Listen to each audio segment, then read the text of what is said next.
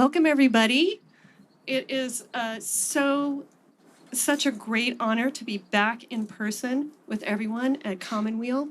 This is our first in-person New School conversation since probably, I would say, February 2020. So we are here outside. We are creating spaces at Commonweal to do New School conversations and have other Commonweal events. And we're so pleased to be able to be here with all of you guys. It's a beautiful day in Bolinas, California. We can hear the ocean and the sun is shining, and it's a crisp fall day from the coast of Marin County. So we are also webcasting, and we have a group of people joining us on our webinars the way we have been doing for the last 18 months. And so we welcome all of you guys. I'm Kira Epstein. I'm the New School Coordinator, and we are so pleased and proud to present a conversation today with Trathen Heckman and James Stark. I'm going to turn it over in a minute to James. So there's a few events that are coming up that I want to tell you about. October 29th and November 5th, we will be having a wonderful conversation with host Melissa K. Nelson, co-presented by the Center for Humans and Nature, called What Kind of Ancestor Do You Want to Be? And this is going to be a two-part conversation where we bring in two Indigenous women leaders from around the world for each conversation. It'll be a virtual conversation only. The speakers are going to be joining us from New Zealand and all over the place. So that one we're going to be doing virtually. Our second in-person / hybrid event coming up November 12th, which will be our TNS fundraiser. We rarely do fundraisers, but this is going to be a fundraising event. We hope that you might want to join us either virtually or in person. That one will be a conversation with Michael Lerner and Francis Weller, and the name of that one is going to be The Long Dark, Tending to the Soul in Unknown Territory. In December, we have another event with Morgan Curtis, Niria, Alicia Garcia, and our host, Victoria Santos. They're going to be talking about transforming ancestral legacies towards a more just world. Okay, ready to begin? Trathen Heckman and James Stark, welcome to the New School at Commonweal. So we're so pleased that James is joining us today as a guest host. I've known James for a long time, since I took the first permaculture class. I took a year-long permaculture class, and then I took an ecology of leadership class, and so on and so forth. We're lucky to have James in our community. I hope you're not offended by me calling you a precious elder. I can work with it. Oh, okay, good. I'm only 76, so Okay. I'm a practicing elder. Okay. James has focused his work at the intersection of ecology, community resilience, and healing over many decades. With a master's in environmental sciences, focusing on sustainable community development, and an MA in spiritual psychology, his work has centered on developing institutions and programs that strengthen the resilience of communities and serving as a guide for individuals seeking to lead in times of change. He co-founded and co-directs Commonweal's Regenerative Design Institute on Whidbey Island, Washington. And he currently serves as senior advisor with Natura Institute for Ecology and Medicine at our Commonweal Garden. And he's staff on Commonweal's Resilience Project, and both of those are in Bolinas, here where we are. His community work has yielded the co-creation of community-based nonprofits that have created replicable models for developing community resilience. He currently co-facilitates the Art of Vitality and Resilience Wayfinding programs at Natura. Thank you both for being here. Thank you, Kira. And what a pleasure it is to be part of the New School series of conversations with people who are making a difference. And Trathen, what a pleasure it is to get to sit with you. We've never had this opportunity, and we just went electric a few minutes ago on all the ways that we've woven together and the things we've done together over 20 years. And we were just, I was just noticing that you were, when we met, you are now the age that I was when I met you. and it really brings up just the curiosity about how we create these intergenerational changemaker ecologies. But one thing, just to introduce you, I know you will be the best to introduce yourself to everyone over the next hour. I could never present what you're going to be presenting about yourself. But I would just say that how you touch me is that every time that I've been with you, I've always seen you as a bright light and an inspiring leader in our community. And for an elder to look to the generation coming up behind you, it's people like you who allow me to sleep at night, knowing we're in good hands. So, and I'm sure the audience will get to appreciate who you are as we talk more. So welcome to New School, and what a joy. Thank you, James. So, elements from your childhood, and what are the things that influenced you, that you draw on, that have you be such a dynamic person in your life right now? People like you. I hang out with good people like you as the main thing. But that's a good question. I think I've always been a bit of an adventurer, and even from being a kid on my BMX bike and out in the forest and things like that, and definitely always had a bit of a draw towards just inspiration and excitement.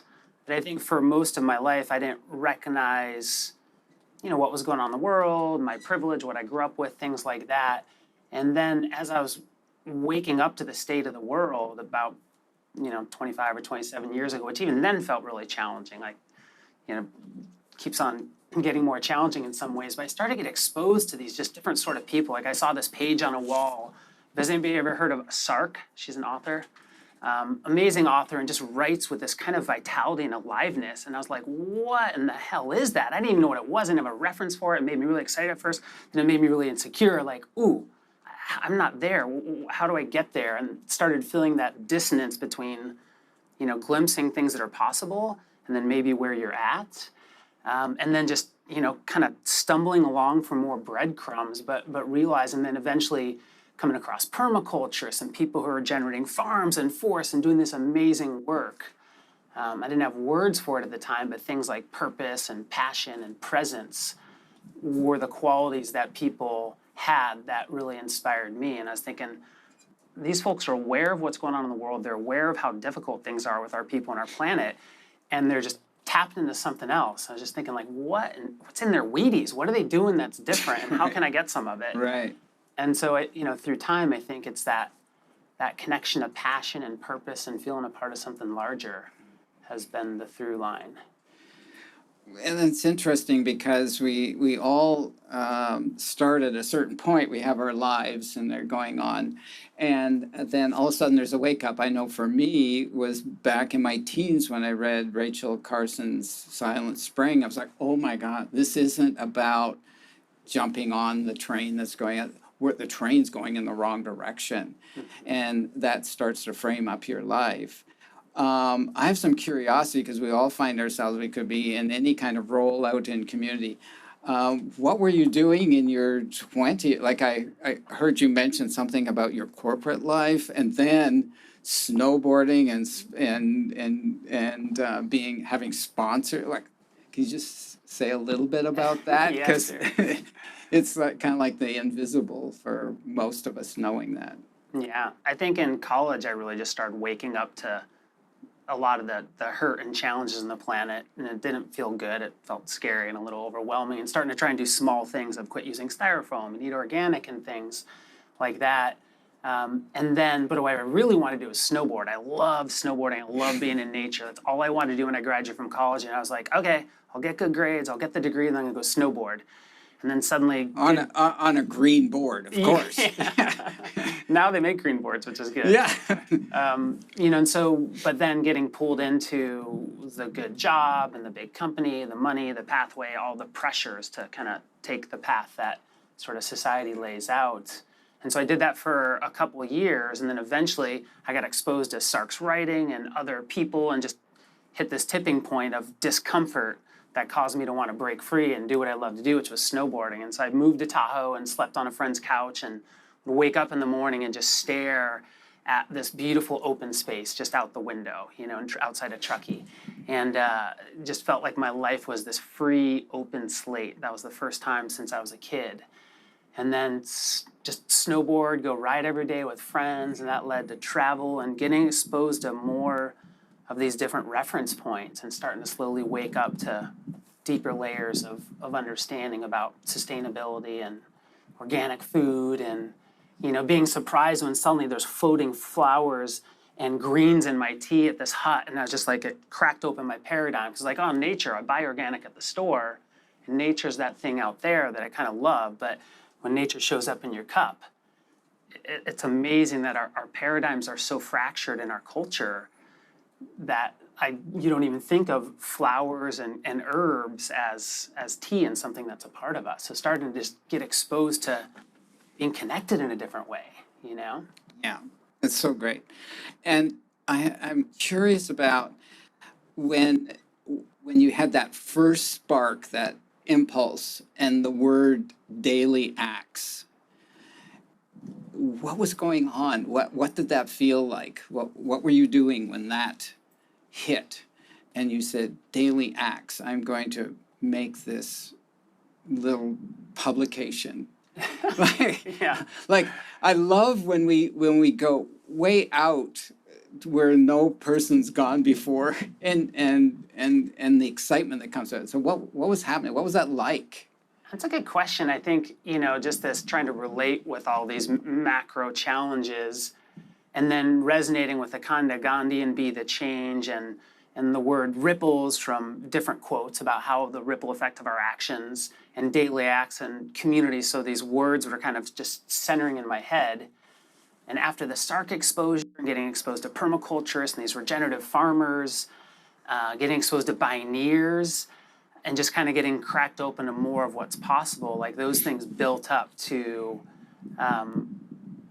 the idea of just centering on the power we have, and that we could, maybe, even though the world's problems are so massive and so overwhelming and our actions seem so small, that by reclaiming the power of our small actions, through the power of small gardens, through the power of small groups, maybe we can change our lives and change our neighborhoods and change our communities and change our world even.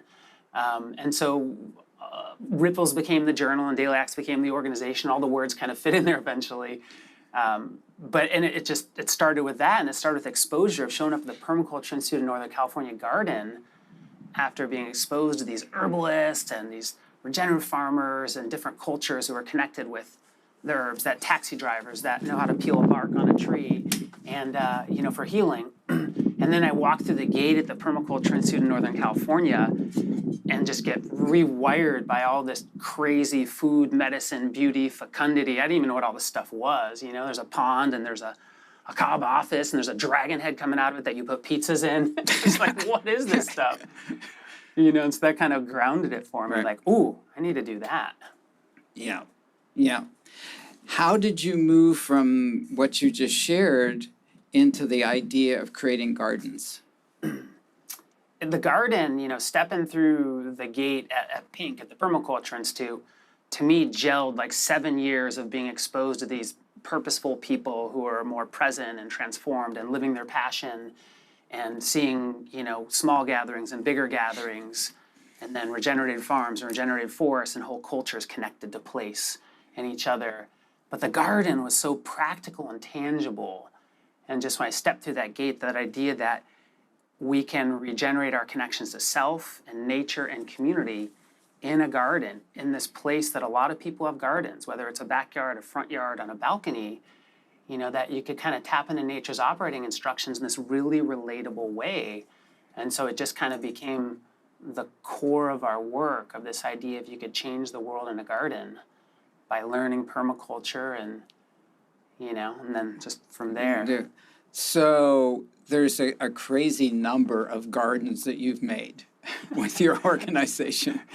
Could you just say about like how that unfolded, going from, oh, let's create a garden over at Ned's place or at Elizabeth's place, to like how many gardens have you done?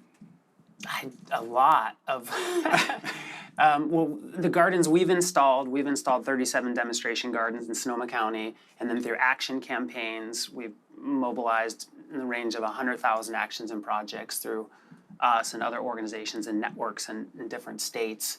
And then we've influenced some municipal policies that then incentivize creating these gardens. Like in the city of Cotati, we helped them create a policy a bunch of years ago where they'd pay you $1 square foot to install a permaculture garden, just kind of amazing.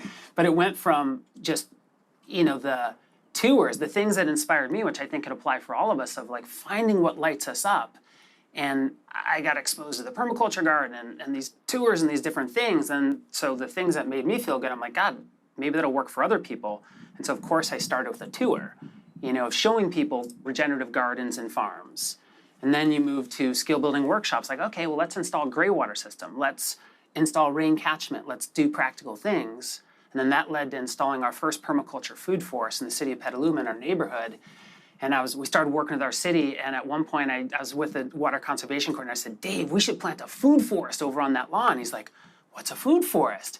So I started to explain how is this ecological system that grows food, medicine, beauty, habitat, wonder, connects all these wonderful functions together. Because at that time, cities, to save water, they're ripping out turf.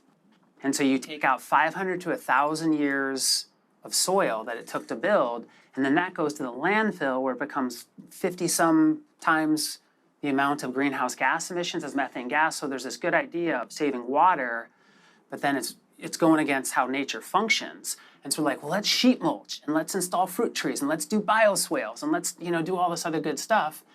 At the time, that was the Water Conservation Department.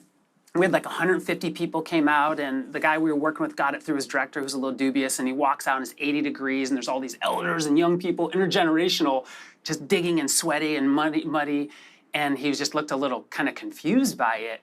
And he's got his kids in his arms. He's like, why are they so happy? Why are they having fun? And they're dirty, and they're saving the city water, and they're saving the city money, and they're doing a bunch of cool things that department didn't think about at that time. And they're not working for the city, which is the model. Anything happens in the city has to be Public Works does that. And then all of a sudden the people are doing that. Exactly, and we're training ecological designers who used to install landscapes professionally, but not work with volunteers. And so they're starting to work with volunteers.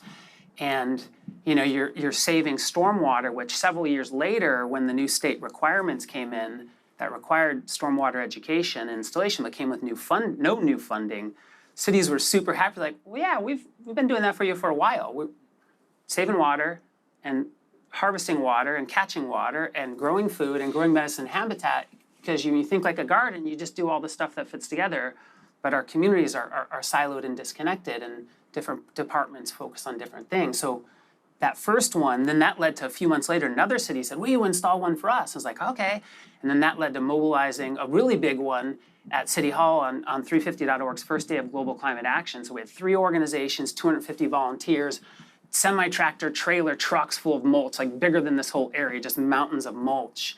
And we saved the city 1 million gallons of water a year, 60,000 installation costs, put in rain catchment, community garden beds at the entrance to the halls of power in a day. And then that quickly led to like, well, what if we did a lot of these? And that's when it kind of got scary. We came up with this idea of planting 350 gardens in a weekend. And we were honestly afraid to even say it at first. Like, it was such a scary goal. But the power of community, we only had a couple staff. We were mostly volunteers at the time. But we got 30, 40 organizations, agencies, local businesses together. And the community rose to the challenge. And we planted and revitalized 628 gardens in a weekend. And then we doubled, and then we doubled, and then we doubled, and then we doubled, and then we doubled, and then spread it to other communities. And then we shifted some policies along the way, working with our cities. And that adds up to a lot of gardens. Well, I think the audience is getting a flavor of what happens when a person gets on fire and is really lit up with what they're doing. It's toxic, like you just, oh my God, I wanna, what I've been doing, I wanna do what he's doing, right? Yeah. And it just interrupts the patterns, whether it's the public works person or whatever, and then it explodes from there. There was a certain point where you talked about encountering the policies within communities who you can do this, but you can't do that. All these policies that were set up to do the thing that is eventually creating a problem for us. Then you start moving into, well, maybe we could start changing the policies. And what was that like, making that transition? Because I know you've done a lot of policy work now. And so one minute you're in the hands in the soil, and the next minute you're in front of a group of politicians saying, here, we need to rewrite some things. What was that like? And how were you received? Yeah, I think you just start small. Like the thing we get so overwhelmed by all the big stuff, but you start small and you find some good people. Like you all, right? And you're like, okay, wow, you have skills I don't have. You're a permaculture designer, you could design the food forest, and you're a city, you could spread it, and you're volunteers, you could dig it and all that. So starting small, education, a gray water system, a garden, a bigger garden, a bigger garden, lots of gardens. And so having the partners, it's like no one person can do the it. Collaboration. The collective, yeah. Can you say something about like what that has been like? Because when I think of you and I think of your work, it's all about how you enroll all these different people and organizations and pull them and weave them together like an ecology, like how nature works, back to permaculture principles. What was that like? Like how did people receive you? Were you surprised? Probably some people would say no, and a lot said yes. Yeah. Can you say anything about what that process was like for you? Yeah, I think probably most of us know when you're inspired or, powerful emotions, whether they're negative or positive, have a very, a drawing effect. Like they draw it out of us. So if someone has really powerful positive emotions, then you get a little cluster of people and you get more partners and you're building bigger and bigger wins, and you're having more fun with more partners. It just creates this infectious energy. And so gardens went to bigger gardens, went to action campaigns with more partners, went into coalition building and working in food system coalitions and water coalitions. And then we start working with a lot of different players, as the complexity increases. And then that slowly started leading to helping, first with going from sheet mulching one lawn to helping our city create a program that had provided free resources to sheet mulch 500 lawns, which saved 20 million gallons of water a year every year, plus supporting local businesses for compost and mulch. And so we started to be able to dip our toes in smaller policies. And then eventually the coalition work led to, once the 2017 fires happened, the Tubbs fire that ripped through our community. I live in Sonoma County, and we've just been hit by record fire, record flood, drought, all of us, pandemic, all of us. So we've been in kind of disaster response for a lot of years in a row. And that really catalyzed us to bridge difference and work in different ways across environment, across equity, across different government agencies and things. And then eventually it led to a recognition for a different sort of advocacy. Because we've always been so focused on solutions and just trying to model. We would gently push and try and put public wind in the political sails, as a friend often says. But it became clear that we needed to advocate more strongly because we weren't addressing the climate crisis and we weren't addressing the disparity that disaster always creates and the inequities. And so it drove us still to take a collaborative approach, still to interview and work with people in all different parts of our system, elected officials, in agencies, in the community, to try and figure out what's the shared thing we need to do versus just pushing. And so that advocacy then eventually led to bigger advocacy with the climate emergency. Right. And we formed a coalition called Climate Action Petaluma with some other partners that got our city to become the first city in Sonoma County to declare a climate emergency. and then helped that ripple through other cities and the county to where then our whole county, I think it's the only one still, became the first county in the country to have all the municipalities declare climate emergency and start setting 2030 zero emission targets. And then from there, it's just like, well, and having a former staff member who'd been through our permaculture design course with Toby Hemingway and been through our leadership institute that was now on city council, advocating for change, someone who understands organizing and the grassroots, being on council, and then getting more people elected, helping get a city commission created, just like little by little. It's amazing to see the way, just like in the garden, that people get called into it, you know? Yeah, and I think the strength that you bring is to find that sweet spot where the officials and the governments at all different levels, who often are have negative experiences with the people. Yeah. The people are complaining about this, the people Yeah. don't want that, and all this kind of stuff. So they're kind of like a little bit shell-shocked by all, like what's happened to them personally. And get the people of all, can't we just do it, you know? Where you've been able to find that spot where people can become this positive force that the people who are hired to do some of these things say, oh, they can be my colleagues. People, you know, they can, come work with us. I think that's that's the amazing thing you've made happen. Making that shift, because we've been partnering with our government agencies for 15 years now, and it's true, and I appreciate, you know, harder pushes on activism. They have their time and place, and so many folks in government are working so hard and are such good people, and they're just caught in these slow-moving, siloed, top-down bureaucratic systems at all scales. People who are county supervisors who are supposed to be running the thing are boxed in this system. And so coming at it all with a we are in this together approach, look, we need you to step up and recognize we're an emergency and do these things, and here's what we're going to do. Here's what we're going to do. We're going to help. Yeah. Yeah. Approaching it, I think, in that way, everybody's doing the best they can. And it feels so important to just try to approach things in a relational way.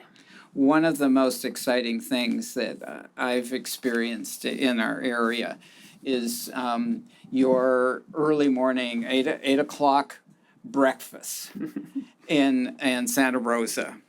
Can you say a little bit about that?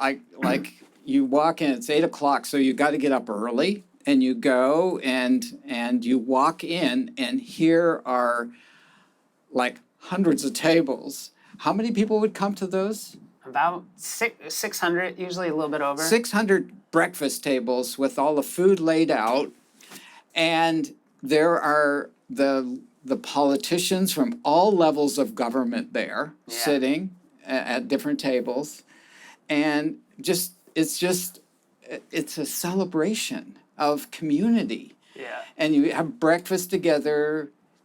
You'll speak, some of the politicians will speak, some of the different people. Can you just say about like what was it like that when you created that first one? Like you must have been scared. Yeah. You're a risk taker. You are. It's all been you're pretty definitely scary, a but this risk scary, taker. right? I think you always have to me, I think this is a good thing when you get really excited and then you get really scared at the same time. Yep. Like, oh shit, I can't do that. Like that's the place to lean in. And so it came at the same time that I'm a big advocate for small groups of world changers, and so always trying to help. We're still a small organization, but how can you go from a volunteer base to staff to growing to having more systemic change? And right when we were starting to do these gardens, it was sort of like a 2.0 of daily acts. It was 5 years in, and we started working with agencies and getting our first government contracts. And then we launched this breakfast. We heard about this model for year-round relationship building. And then there's an ask with it too when it's ready. And so we had hundreds of people. We had we didn't realize the idea of setting an upper limit on the first one. The first one, I think fire code is like 315 or something. And so we invite all these people, and all of a sudden, within days before, it's like 320, 350, 390. We're like, stop. And so we had, our mayor of Sebastopol, who was our MC, had his breakfast on his lap, and his wife with his kids. People were sitting all over. At one point, we had this perfectly orchestrated system of everybody sitting at all the right tables and all of that, hundreds of people. And then there's this awareness of our person on our team who stayed up all night, this little glitch, and all the seat assignments were out the window. And the three of us were just standing there in the sea of people rushing in. And there's just kind of fear and dread and exhaustion in their eyes. I'm like, okay, I gotta go make an announcement. So I started walking to the stage and figuring out what I was gonna say along the way. I was like, must practice resilience and adaptability. Everybody find a seed and meet new friends and that kind of thing. And so it was this amazing gathering, but it was also, for us, it was raising money, but it was this beautiful strength and humility of recognizing like, oh, this isn't even about us. This is some bigger thing that is pulling all these people together that need to be together. We've had so many leaders through time. They're like, I get more hugs at your breakfast than any other time in the year. And Right. people who lead award-winning, permaculture design businesses like, oh my God, this reminds me of how much my work matters. And so through time it grew, and just an amazing gathering. One year, Congressman Huffman was playing guitar and they were singing the Grateful Dead's Ripple on Still Water as people walk in and we're like, what is going on here? Yeah. So amazing just gathering in the community and create so many cross connections. And we just need that. We even, small audiences, big audiences, all sides, this here today, online, we just need to come together. It's so important. I think having activism be a combination of fun and inspiration. Because when you were there at the tables, it was just like, and you did meet new people, and each table had a coordinator and all this. It was really amazing.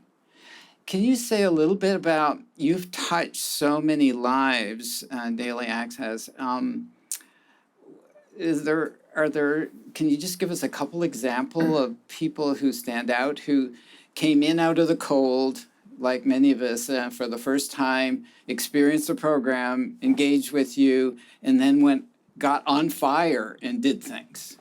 Yeah. That's what I'd love to hear about. Any examples you have of that? Yeah, a couple. One is kind of a ripple from the garden. This one woman, Judy, who became an amazing volunteer for us, she showed up at some point at the Kavanaugh Food Forest, which there are first dates that led to weddings. There are all kinds of great things that happen at these food forests. And after a year of being engaged and being involved, she was sharing at our breakfast, this moment of that, she met more neighbors in 2 decades of living in her house in her neighborhood in 1 year than in 2 decades of living there. Once she did her permaculture garden and hired one of our volunteers who built his business off of volunteering at this to help install our garden. And she's sharing this story to the audience.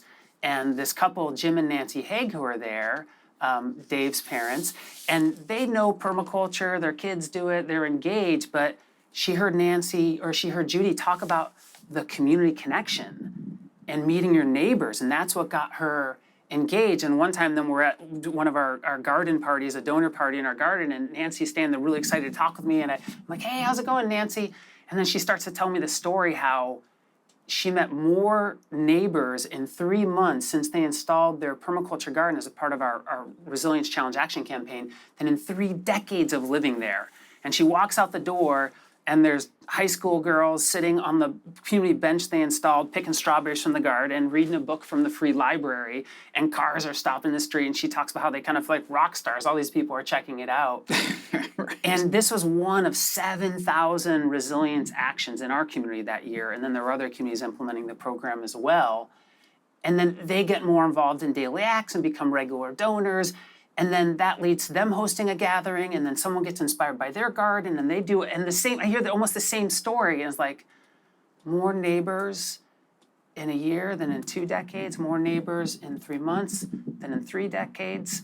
I see it across the street at a garden we installed next to the Kavanaughs, and our neighbors, like they're every person that stops by walks and talks to them, and you hear it again and again. It's such an astonishing set of stories, but when it happens again and again of you put people in their front yard, and people want to talk and connect, and you're growing food, and you're saving water, and you're building resilience, you're sequestering carbon, it's just kind of astonishing to me how these things ripple. Yeah, making that connection. When I hear the stories and I see the results, I would love for you to talk a little bit about the inner ecology of your organization.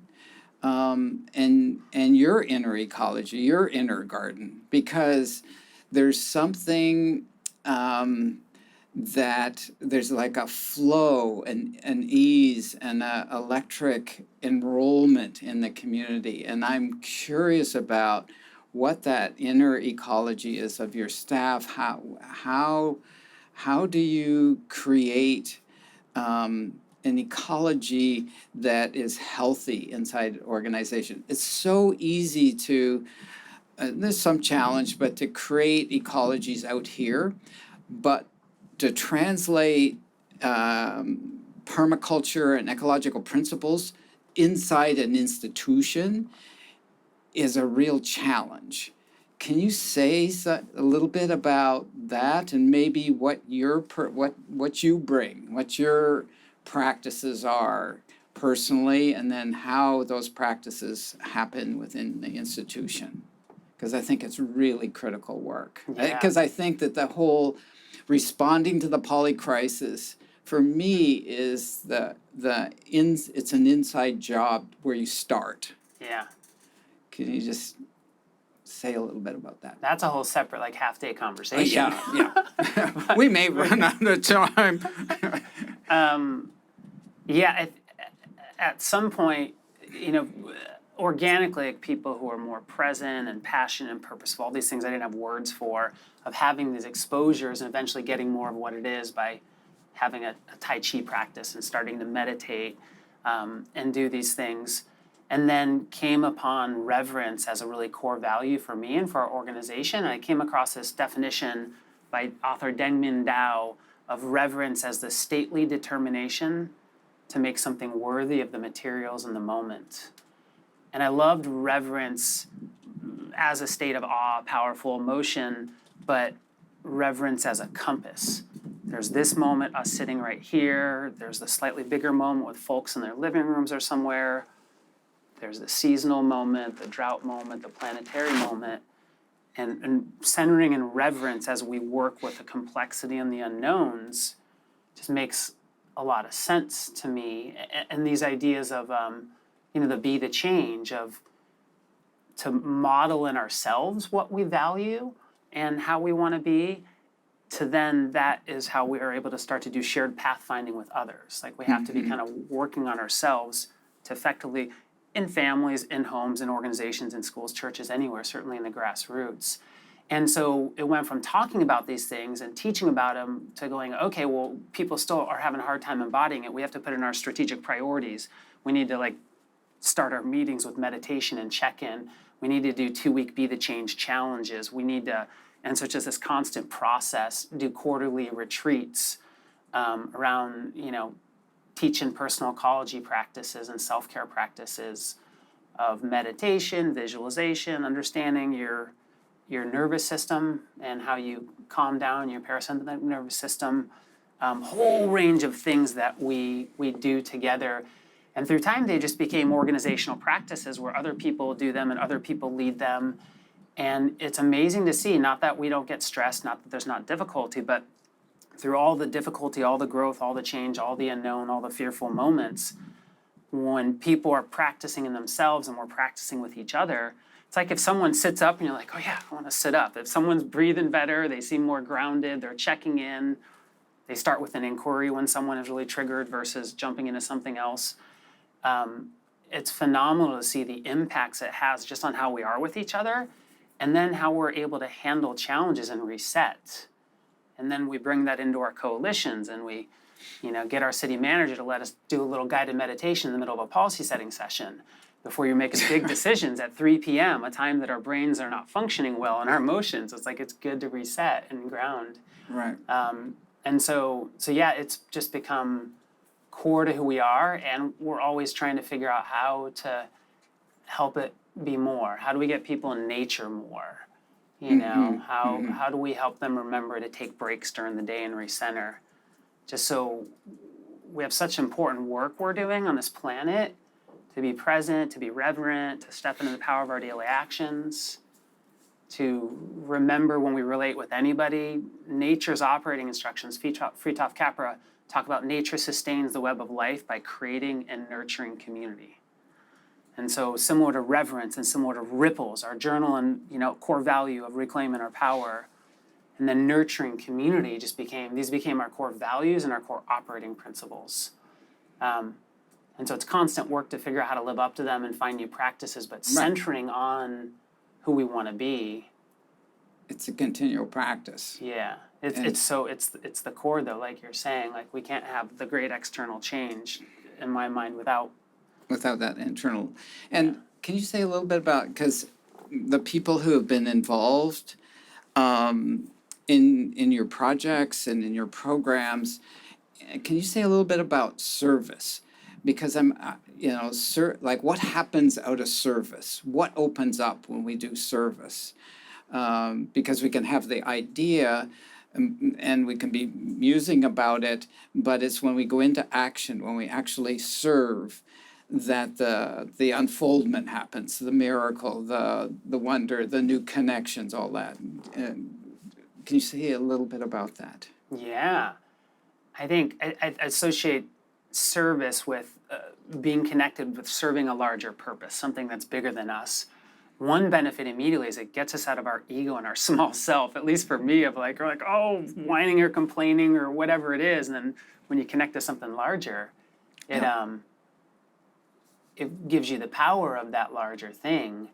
And then when we remember other people, when they're working from a place of service, it's easier to kind of be kinder in relation with each other if we operate differently or we come from humility of working. Because it seems like for your organization and the people involved, it seems like there's a level of humility that comes and people feel safe and say, okay, let's play. Let's, there's something there when it isn't being led by an egoistic kind of approach. And I think seems to be the power that you have. Yeah, and just all of us leaning in. We're doing a 6-month anti-racist training with our staff, which is a whole other layer to unpack in addition to the ecological crisis, that we understand of all the healthy social unrest of that we've, built our country on stolen land and stolen lives. And there's a lot that we have to learn about ourselves and unpack in this culture that we've all been conditioned in. So definitely, I think humility and leaning into that work and how we've been shaped without our consent even. And exploring that as an institution. Yeah. That so? Can you say what you do? You're having powerful, studied, challenging, it must really bring a lot of questions forward. Yeah, but of how you worked. We have to lean into that in ourselves and our families and our society, all over. And it's kind of essential. I think you're about to get the tomato, James. Here comes the tomato. Whoa! Missed. After all of this, and it's been 20 years or so since you began, and you're about to wrap a book. You're at almost to the publisher right now. Can you say a little bit about what that book, maybe throw out a title, or if you have one, it's okay if you don't. But what is your song? What is your message in that book? What are you telling the world? A slightly more organized version of probably what I said today, but the power of small. Title, still working it out. The working title's been Reverence and Resilience for a long time, but it'll probably be something around the power of small or daily actions. But just that, because so many of us are overwhelmed by what's going on and we tune out to it, and we can't really afford to tune out to it because if we don't change, we're going to get, composted more quickly than we want to. And so power of small daily actions, power of small groups, power of small gardens, and it's laid out on the frame of our core values and operating principles of reverence, ripples, relationships, and resilience, and how these things work together in your daily life, waking up and taking heart and being with the heartbreak that we need to face, but then leaning into the light. And then what do you do once you do that? You focus on your action. And hopefully you focus on action and right relation with community and nature, more in that habit of waking up and taking heart and taking action and right relation. That's how we build resilience. That's kind of the basis of it, and some of these stories, and then creating case studies and tools and things that people could take beyond the So book. it can be replicated out there. Yeah, and then- yeah. I want to mobilize as much, unleashing the power of community as we can. Right. You mentioned earlier on about how the pioneers rocked your world. Yeah. And I know, I can remember being there with you in those like 20 years ago, it was really amazing. And you walk into this big hall and there's like 2,000 or 3,000 people in there. And like, wow, look at all these people, I thought I was alone, but last year you did a keynote address. So like, I'm just curious about coming in with, oh my God, this is amazing to actually come and tell your story and to be able to share what you've learned. What was that like for you? Even though, and it was virtual. I mean, the first was like going from, sitting with like 20, 30 herbalists, maybe a couple hundred herbalists, then thousands of pioneers early on. That was one of my reference points. Like, going there for 20 years has fully shaped me, and Kenny and Neen and others know, just this gathering of the tribe and all the inspiration, everything of just re-inoculating in that has had a huge influence on me in daily acts. So I had 20 years of experience of sitting in that hall, those funky blue seats with like 3,500 people. And then last year during the pandemic, people go, what, keynote, super excited, all the pressure, but I'm giving it to a little blue dot above a very small camera in a quiet office with nobody else. I'm not hanging out with thousands of my people at the happy hour and after party and all this stuff. And then so I finish giving it to the little blue dot, and then I go home and I'm hugging my daughter and hanging out, and then I'm sitting on a park bench, and it's just this out-of-body experience of, for 20 years, I've been in this audience with these people and are mixing, and I'm like, I'm at Pioneers, but I'm not really a Pioneer. So it was super sweet, and but it was a little surreal. Well, it's where we are. Yeah. We never could have guessed this. And Well, we keep on adapting, and Pioneers, can't cancel Pioneers. Like, people needed that. Like, Kenny and Nate and that crew, they rallied. Like, we, even online, like, we need to get together still in any form.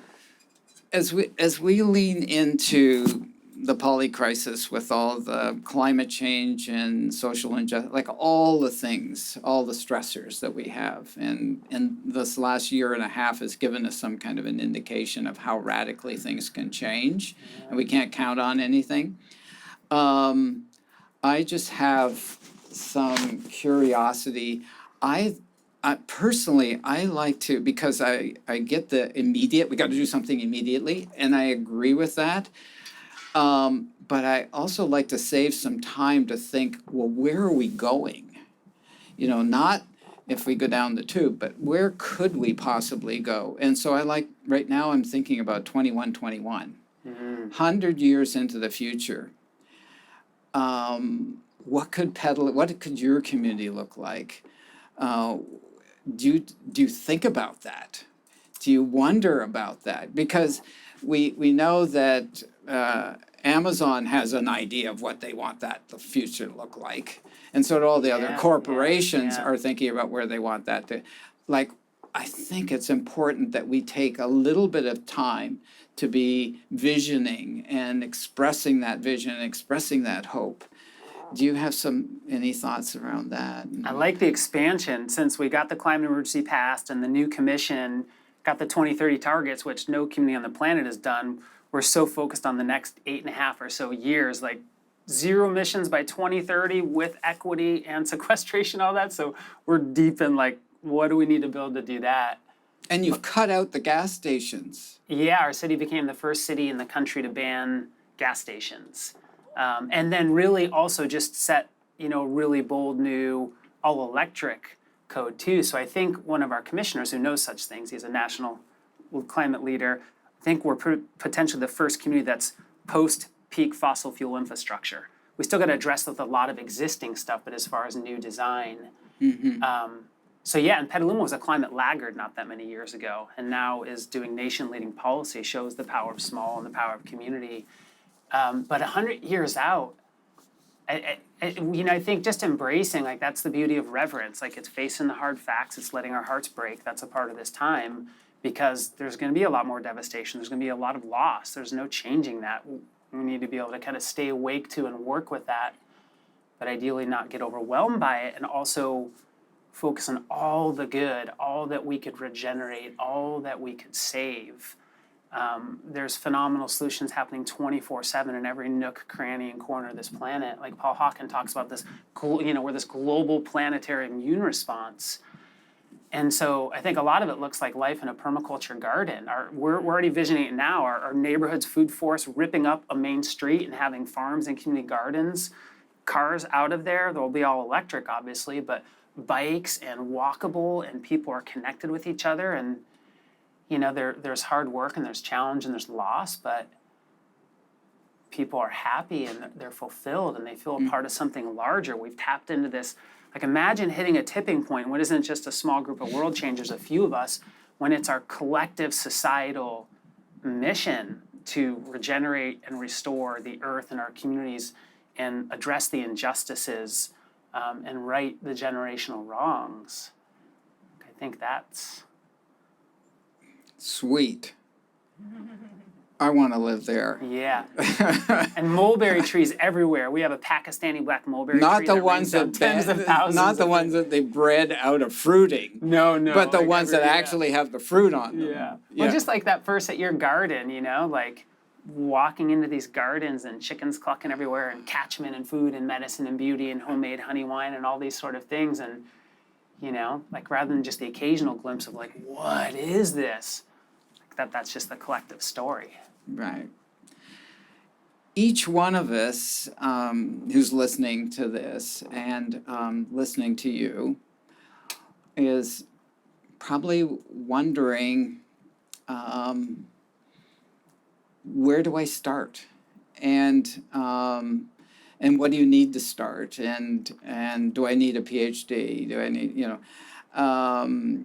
all of that. And I'm just curious what your message is to people are considering becoming a change agent or upping their change agent role. And what would you say to them? And also,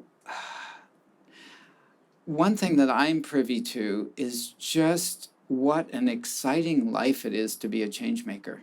Yeah. Can you just say about like what that's like? Because often you might think, oh, it's the people who are out there sacrificing, when actually, like one of a person that is a great activist who's done some interesting stuff, and he says, our job is to have more fun than everybody else and make sure they know it. Yeah. Which is a little bit of an arrogant thing to say, but it is. There's just so much joy. What opens up, like it's when you open that door at Bioneers and oh my God, I didn't even know Bioneers existed. Yeah. Can you say something about what it's like to be in that ecology of service and change? Well, the ecology, find your James, your Anna, your Jacob, your commonweal, find your tribe of people, get you crazy inspired and you want to lean in and do good things together.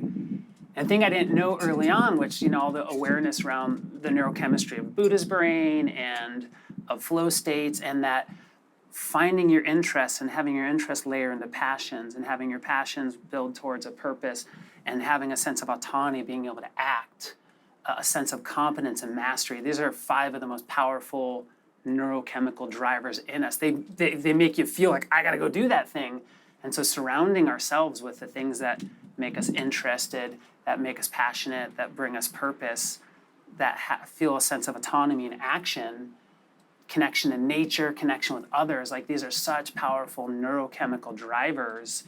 And so just doing things in our daily lives, every day I start up, I meditate, and I call in my mom, dad, Gandhi, Che, MLK, Kenny, Nina, Penny, all my reference points, spiritual, environmental, otherwise, just my core practice of, say, mission, purpose, focus on strengths, stir out the things I'm vexed with. You call in those energies and just surround ourselves with it, in our daily practice. I have a question for you. I know you have a daughter who's 9. And she 21, she'll be 109. So if we back it off a little bit, she's going to live what we're leaning into and the dreams that we're dreaming and how effectively we can manifest those dreams.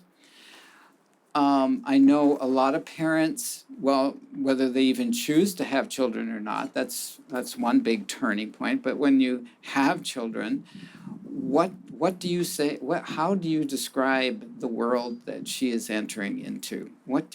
How do you prepare her for what's ahead? Yeah, that's a big one.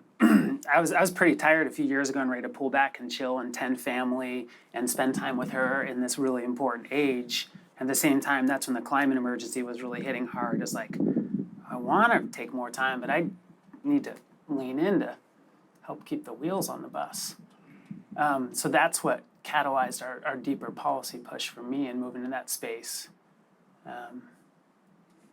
And just like trying to, have her grow up in a permaculture garden surrounded by amazing people, all the stuff I said 2 seconds ago, of just trying to fuel her into, being an incredible earth warrior and recognize that she's got a critical purpose to play in this time and finding what that is for her and I've been taking her backpacking since she was 4.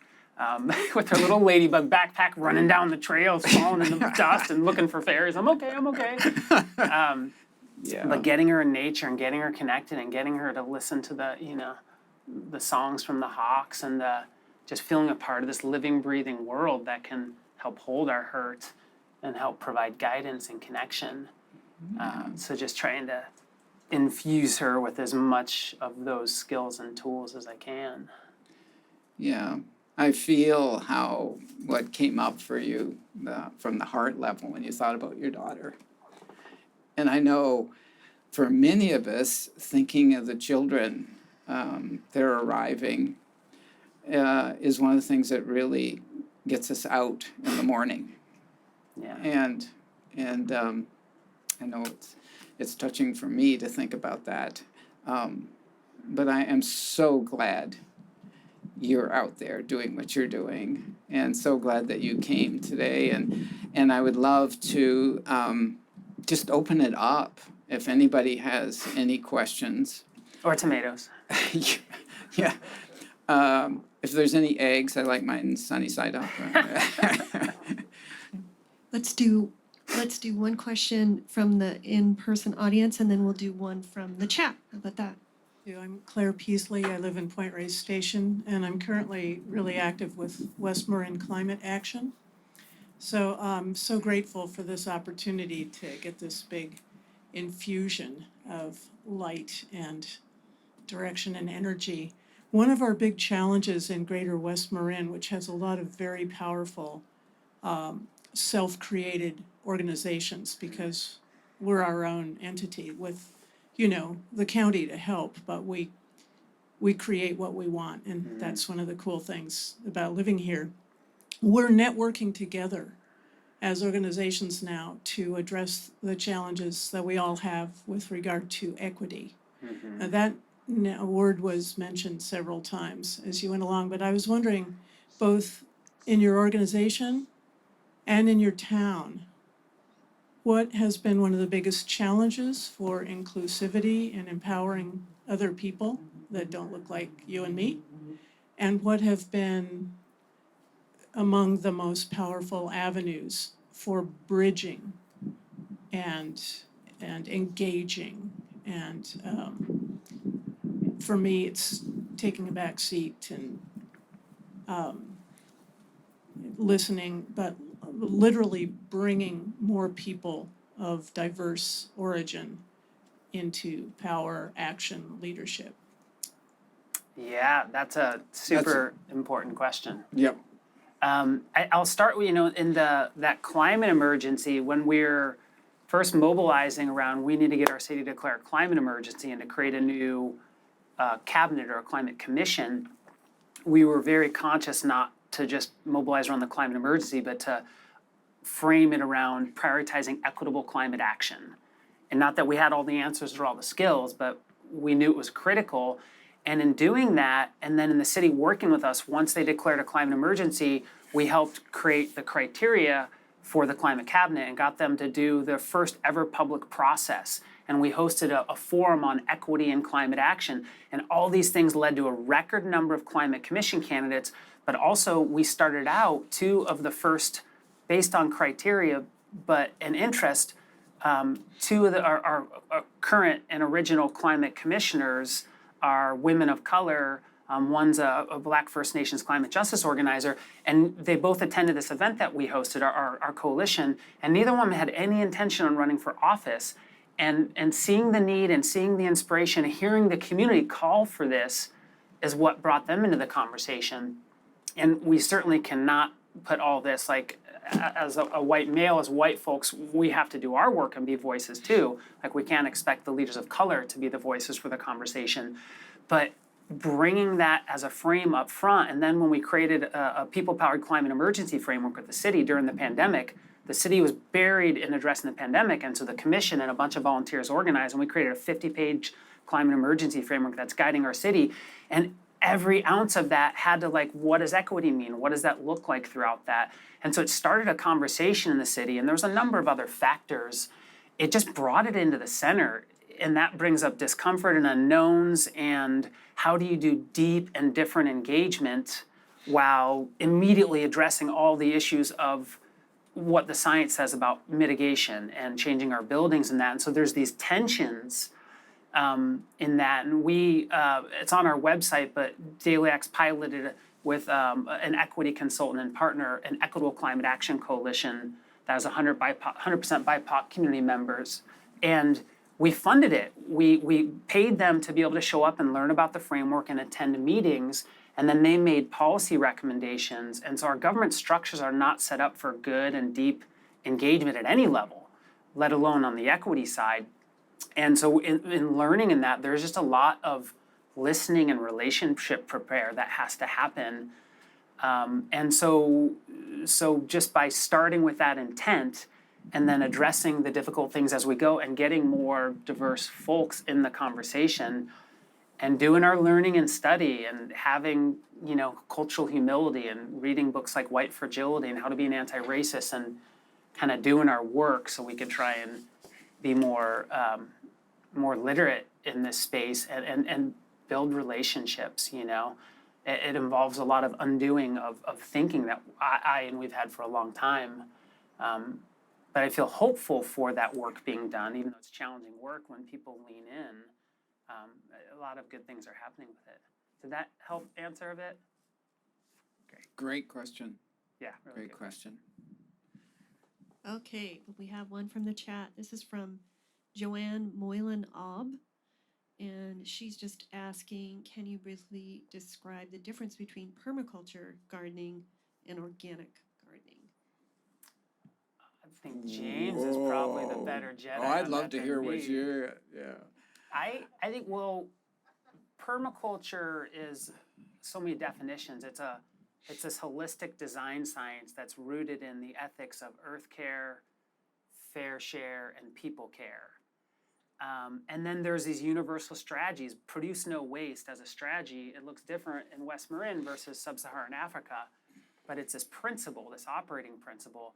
And so permaculture applies to how you run organizations or build businesses, or it has a lot more comprehensive elements to it than just as a gardening technique. Though gardening is the thing most of us know from it. right. But I'd love to hear you, James. Yeah, and it's about how can we adopt a set of principles and be able to take on how we move on the planet, how we heat our homes, all of it. Like, how do we live in harmony with the natural world? So, and what are the ecological principles? How do living systems work? And permaculture's been, when Bill Molson and began the journey, and David Holmgren, when they began to put it out there, they were both scientists who came out of the study of natural systems, and then looked at the earth and looked at human beings, and are we operating as a natural system? No, we're counter to everything. Yeah. So the whole element about how, if we acted like nature, how would we get through a day? Daily acts. So it comes down to what would our daily acts be, and so, and gardening in that bigger context, I think is what would the difference be in that? It is a great entry point into like nature's operating instructions, though. Yeah, because we encounter, okay, there's how it works. That gopher is hungry. And It Gaia's just Garden. ate my carrot. Yeah. Gaia's Garden's a great book to introduce the principles and from the gardening angle. Can you say a little bit about with the gardens that you've installed and through your collaborations with others? Do they continue? Like, do people stay engaged? There's the initial impulse, and then you talked about how they become a focal point in the neighborhood, and I know that's the case. There was a story about somebody who took a permaculture course with us, and he was a lawyer, and his partner was in the design field. And they decided in a suburban home down in Marin, they were going to do this. And for the first year and a half, they started loading big loads of wood chips on the front yard, and then they'd collect this and collect that, and it was all like the staging, getting ready, while they tried to figure out what the design, and they worked with some designers. And they would get hate mail on the windshield of their car. What are you guys ruining the community? What are all these piles? All this grumbling, right? For years, you know. Wow. And then when they started to implement it, and then all of a sudden people started coming and saying, "Well, we thought that this was going to be a real disaster. Our property values were all going to go down." And it's so amazing. Can we come in and have a look? And because their front yard was all, fruit trees and all this kind of stuff. And yeah, it's so intoxicating. It is that. And did you ever go to Village Homes? I haven't. I've seen it in pictures bazillions of times and a couple little videos now. It looks amazing. I'd love to go there, though. And just to say that Village Homes is a subdivision that was developed, I don't know, 30-some, Probably 40 40 yeah. years ago. And they broke, I forget, almost 100 violations of code. And they decided rather than running the water off the property, they would keep it all. There was no storm sewers. And they had rooftop gardens, and everything was passive solar, and it was all edible landscape and stuff. And after all this time, a home there compared to the subdivision across the road is 30% more. Yeah, I'm sure. So the question is, how do we make the possibility available to people to make these choices? And I love the work that you're doing, because that is, take out and it's happening right now, take out the lawn, put some strawberries in. Change policy is an important part of that. Getting more folks, not being afraid of policy. Like I still probably don't have a good definition of policy, but we're like, if the right policies aren't getting written, we're just gonna start writing policy. And so more of us doing that, more community groups showing up and, getting this stuff built into the systems is an important part of it. Yeah. So can you say a little bit about where do you live? You live in Santa Rosa? Petaluma, Sonoma County, yeah. Yep.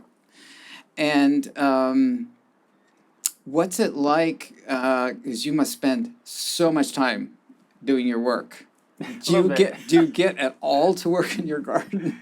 Yeah, decently. Luckily, fruit trees, permaculture, it takes a lot of work, but also is pretty self-maintaining. Less vegetables this year and with the drought, but we still got a little bit of rain from our different catchment systems and tons of fruit trees and berry bushes, and you never get enough time in the garden, but I sit in it every day and do my work. That's why I work from the garden a lot, which is helpful. I love this morning as we walked around in Commonwealth Garden and we went from fruit tree to fruit tree. Oh, look at that. Oh, that one. That one is so pink. Yeah, Oh yeah. God, it's almost electric. A And lot then of good apples there. Yeah, and some of the pears. little tiny ones and big pears Oh my and stuff God. like that. It doesn't get any better than that. Like walking into Whole Foods is wonderful, sort of. But to walk into an orchard or a garden and Oh, pick yeah. and watch children and I'm just imagining with your daughter being able to forage and that just leaves a lasting impression. It's kind of like a mantra for the rest of our lives. Yeah. I know for me it did growing up on a farm. Like you're referencing that, and that's why I was interested in your roots. Did you grow up in a city ecology or like More urban, urbanish, Yeah. Urban, suburban, so to speak. Not with fruit trees and berry bushes and all. Not like my daughter. She just, everything's edible. It's like, no, you can't eat everything everywhere else. But holding herself up to blueberry bushes in her diapers and then like reaching over for some gooseberries and just foraging her way around. Yeah. Yeah, more kids growing up like that, for sure. We have one more question here from the chat. Are you up for it? Yeah, sure. Okay. So this is from Jim Quay, and he says, very inspiring as an individual and an organization. How do you respond to the future envisioned in Kim Stanley Robinson's The Ministry for the Future? Are you familiar? It's sitting on my bookshelf. It's this giant book that I've heard is amazing. I'm like, I'm going to get to that soon. I haven't quite, but I really want to read it. I've heard such good things about it. So unfortunately, but this will inspire me to bump it up on the read list for sure. I know there's at least one person in the audience here who's reading that. I don't know whether, they want to say anything about it, but. No pressure. Because I'm waiting for somebody to finish reading it so that I can read it. Okay, so my name's Anna O'Malley, and I am reading that book. And I had a question that I think also kind of looks at, perhaps speaks to some of the content of that book, but you mentioned Fritjof Capra, and I'm curious if you have, in your strategic planning, do you think about systems theories and like where you can, what the leverage points are in a system, and how many of those you're working at, and how that kind of plays into the change making that you're doing? Yeah. Oh, it's good to have a nice light question. I know, totally. Like, we have so many intersecting frameworks that we use, and even like our equity work has a whole set of frameworks to, decolonize our minds. But there's other ones we use, but the Center for Ecoliteracy that Fritjof Capra helped create, some of their core principles or strategies for driving systems change are, first, create and nurture community. Networks is the most common pattern in nature, and so creating networks, and that's what we do organically in collaborations through coalitions and that. Another one is work at a range of scales, from self to home to neighborhood to city to county, and we do this in our organization consciously working at like 9 different scales. But we all could do this in our schools, our churches, our friends. Like we're all embedded in networks, and so thinking about and cultivating networks and fostering networks and relationships, working at a range of scales, promoting self-organizing. A lot of the examples I shared, all the things I've shared embody all these systems change principles. Promoting self-organizing is a key systems change principle. And then with that, recognizing we can facilitate, but we can't control change. We plant a lot of seeds and you dance with who and what shows up, and you try and guide things, but it's going to go where it's going to go. Being prepared to be surprised, but also be prepared to be in it for the long haul. So those are not all of them, but a set of the systems change strategies from that system that kind of constantly thinking about.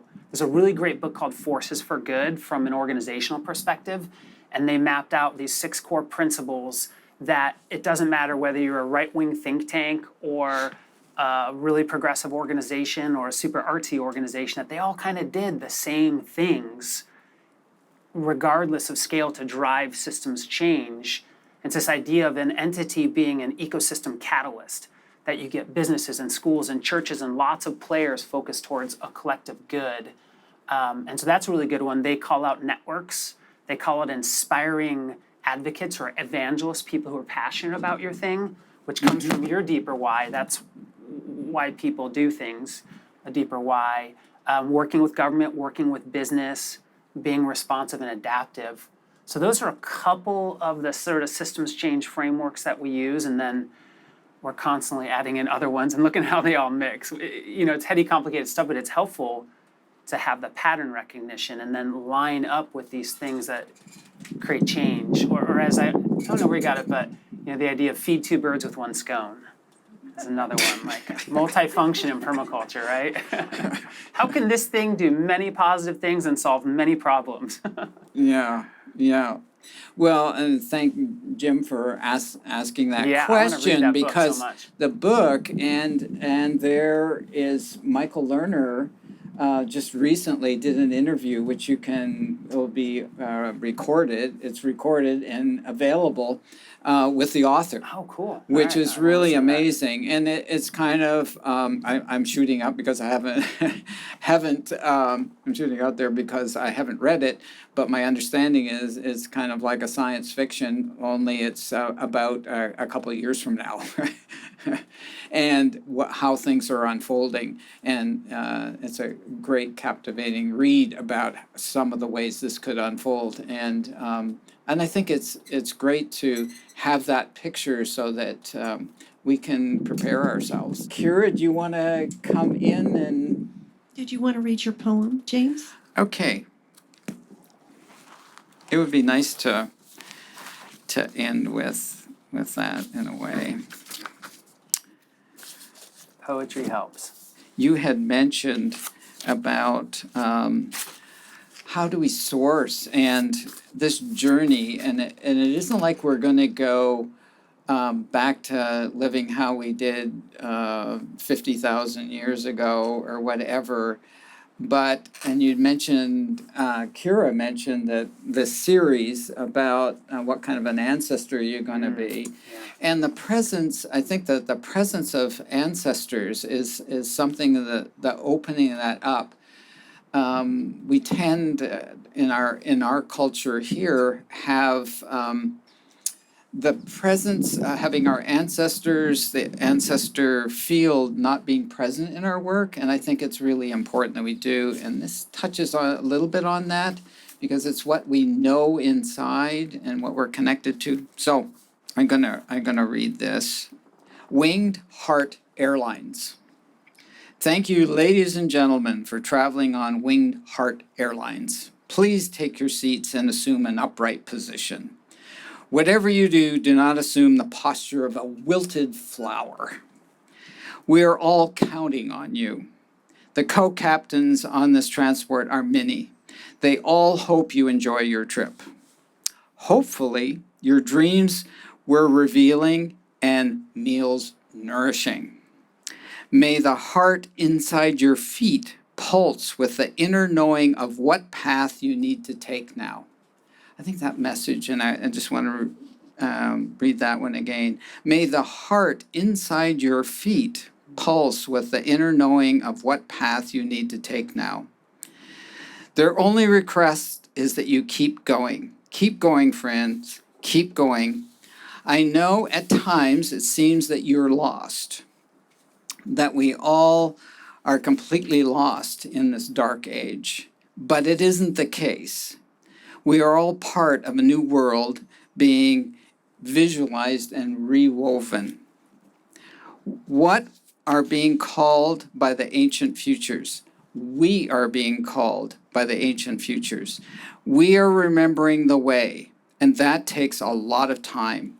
Befriending, solitude, and silence, and letting our guard down with others. Some part of us, a very ancient part of us, knows. We don't need any reminders. We don't need any more practices. We don't need any more prophets or martyrs. We don't need yet another blessing. We don't need to travel halfway around the world to locate the seeds of what will grow in the garden again. We don't need to collect yet another teacher as a notch on our spiritual bedpost. We have what we need. This ancient part of us is a well-developed consciousness dancing inside our consciousness. Give it whatever name you want. This deep root is the root teacher of all root teachers of all students and seekers. Listen. Even when lost, those feet know the way. Just breathe and keep going. And one day, we will sit in a circle on the other shore and we will smile and say, yes, I remember this place. Yes, I remember you. Yes, I remember me. Yes, I remember what we were all sent here to do. Yes, keep going. Frank Owen. Such a nice one. So we'll close with that. Thank you both so much, and thank you all for coming, and thank you all for attending and coming to the webinar. And to all of you that are out there watching later or listening, we hope you join us for another event. If you want to find the recordings for this event and watch it again for the conversation, they're on tns.commonweal.org. They're also on Spotify, YouTube, SoundCloud, and Apple Podcasts. So Trathen Heckman and James Stark, thank you for joining us at the New School at Commonweal. Thank you. Thank you, Trathen. Thank you, James. Yeah.